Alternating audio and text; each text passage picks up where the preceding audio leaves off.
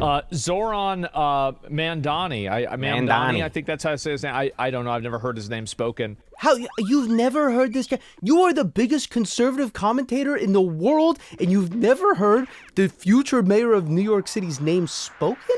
It's a big day for white boys like myself who say inshallah, or I guess now we should probably be saying mashallah. Zohran Mamdani just won the Democratic primary election for mayor of New York City, and conservatives and neoliberals alike are freaking out. I've supported Zohran since the beginning of his campaign, and thanks to a previous video I made about him that did okay over here on YouTube, I was able to work with the campaign to make some of the most recent videos that they put out, and I can confirm that beyond all the crazy smear campaigns and fear-mongering sponsored by billionaires through 30-second advertisements, Zohran Kwame Mamdani is the real deal. On and off camera, he's awesome. He's a cool-ass dude with great vibes and, frankly, unlimited stamina. One of the videos I worked on him with was the one where we walked tip to tip. I only did a third of that, but that guy actually genuinely walked the entire length of Manhattan on a very hot day, too. It was extremely hot. But if you were to listen to the likes of Charlie Kirk and co, you'd probably have a much different opinion of New York City's next mayor.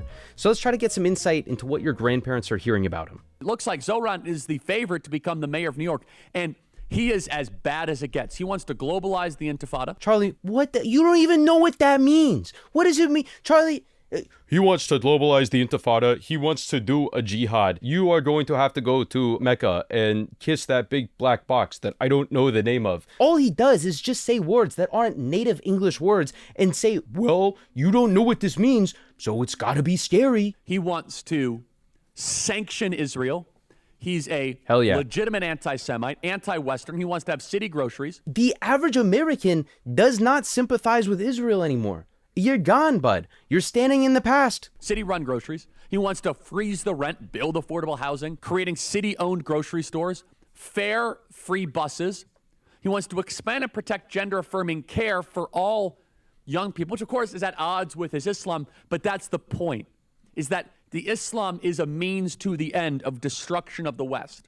Charlie, bro, listen, I know you lost, but at least try to make a coherent point. If you want to say on one hand that he is a radical liberal who's trying to uphold values that are going to destroy Western society, and on the other hand, he is an ultra-conservative Muslim, and yet somehow, like, you see that as a compatible worldview where those two things are the same thing, where you are both too far liberal and too far Muslim or jihadist or Islamist, all these insane terms that you love to throw around, but you don't know what any of them mean, and somehow they all mean the same thing to you. And the reason why it means the same thing to you is just because you don't fucking know what it means. That's it. If you don't know what something means, you're just afraid of it. You are a pathetic, smarmy, little, small-faced brat who got his spot at West Point taken by a black lady and have set out the rest of your life to destroy minorities and immigrants in the United States of America. But it's okay, because a new day is upon us, Charlie, and the sun's not shining on you. They hate what I articulated previously. They hate Western civilization. There are 1 million Muslims in this city. 200,000 of us are registered to vote as Democrats. In the last election, only 7% of us voted. I know he's not going to say this, but what Zohran did, going out to not just mosques, not just synagogues, not just churches, but to various cultural centers around New York City, the most diverse city on the planet, making videos, speaking their languages, not just dubbed, but actually learning the lines in Spanish, in Urdu, in Bangla, actually talking directly to the people of this city in their native tongue has never been done before. Never. And that has been so cool to be a tiny little part of that and see that firsthand. That has been so rewarding, seeing all of these different communities come together and rally around a guy who they know will fight for them. Hey, real quick, if you're enjoying this, please consider liking and subscribing. These videos take some time to make, and I'm trying to hit 100,000 subscribers by the end of the year. Thank you. I will not blame anyone because often it feels like there isn't much to vote for. But this June 24th, with early voting starting tomorrow, it is an opportunity for us to show that Muslims don't just belong in New York City, we also belong in City Hall.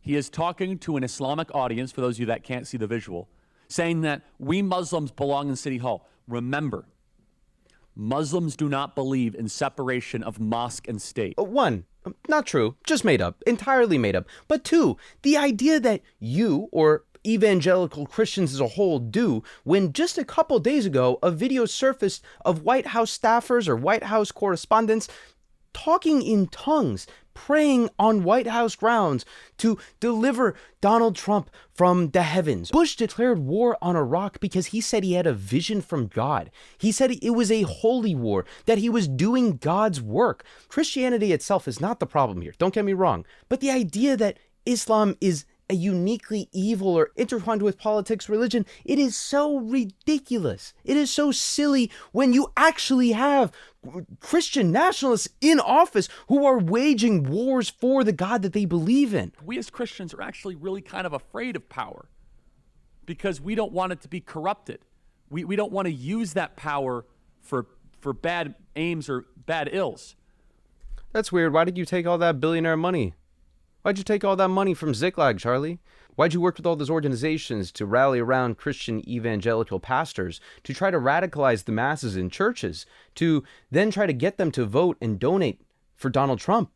I don't know. Is that a power play? Call me crazy, but it seems like you want power, Charlie. Mr. Mayor, it's not just defund the police, this candidate, Democratic Socialist. He wants to freeze the rent.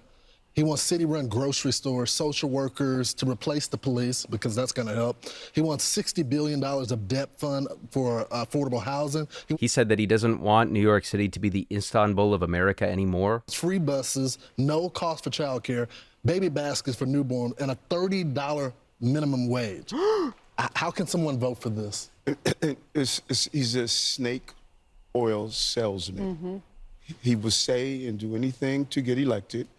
He wants to raise tax on 1% of New Yorkers' high-income earners. As the mayor, you don't have the authority to do that. You know who has the authority to do that? An assemblyman, which he is. He wants to do free buses. He could have done it at assemblyman. Zohran Mamdani did do free buses as an assemblyman, and it was with Eric Adams.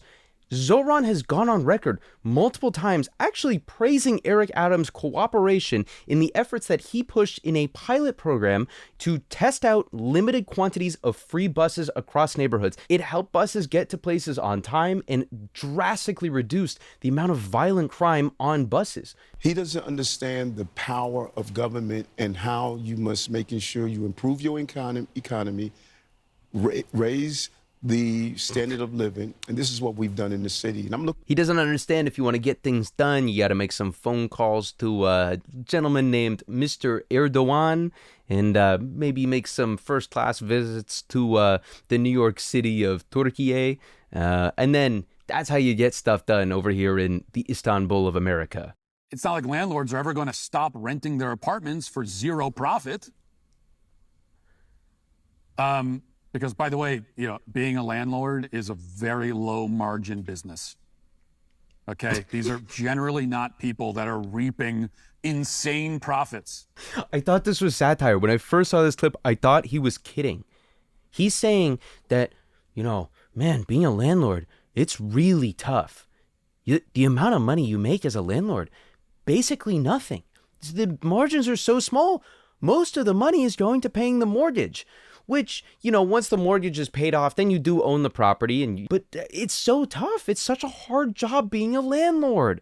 God, won't someone please think of those poor landlords? It is low margin, high liability. And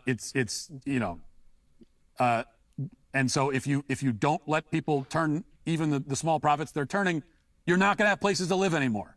Does Matt Walsh think that the landlords build the apartments? Is that guy this stupid? I don't believe in the commodification of housing, but hey, I don't know. Maybe Matt Walsh thinks that the landlords actually sit there with hammers and nails and 2x4s hammering in pieces of wood and making new apartments. I don't know. If you've seen what Batman is up against in Gotham and what the guy running for mayor is up against, that's what it reminds me of. They're taking Wall Streeters and make him walk out onto the ice in the East River as and hope, and then they fall through. Yep. One could only hope. I wish. Zohran Mamdani, if you watch this video, please let me be the Wall Street Iceberg guy. I would love to take all of those crooks and put them out on icebergs and watch them fall in. I do not want them to get hurt. I just want them to feel that cold water in the middle of winter, and we can yoink them out and they'll be totally fine. But God, that would be so funny. If you believe in the vision of pushing Wall Street criminals into freezing cold water, please contact me. I would love to have that job. It is not the closing of a steakhouse that David Zaslav likes to, and you like to go to. Well, you and I have had dinner there a few times. Yes. And you and I are going to recreate that place. The rent's too high. You know what? The new mayor, potentially, of New York is going to freeze the rents, and everybody eats for free, so they don't have to worry. Really? Yeah. But how about the rich? No. Do they get shot? No, yes. They get taken away. Are we kulaks? Yes, they get taken Lenin away. We have to go. In 23? We have to leave now. But everybody else, there he is. Mamdani. Maybe he's more moderate winning than we the think. Democratic primary for mayor and potentially the successor of Eric Adams. That said, there's still a general election to come here in New York. And by the way, you know, of course, we're here, we talk about it, but we are talking about a $2 trillion economy. It's not nothing. It is a, you know. He wants to get the rents down. One good way to do it is to stop all business and drive everybody out. That'll bring the rents down. That's a very good point. Right? To go to Jersey, where I am. Yeah. I do think this is really funny, though, because if all the billionaires in New York City were to leave, that would be fantastic.